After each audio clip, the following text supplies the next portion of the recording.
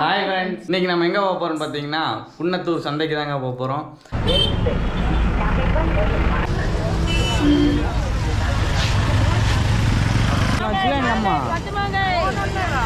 ஆமாம், ஃபஸ்ட் எடுத்துனே வந்து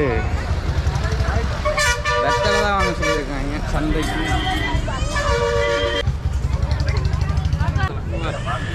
ஓகே ஓகேங்க.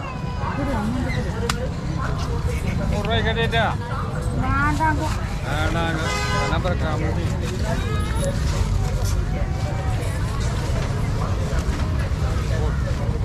எங்கே போகிற? எங்கே இத்தனை கடை தானே, அது லாஸ்ட் கடை என்ன இருக்குது? உங்களுக்கு சத்தியமாக அளவு தெரியல தானே?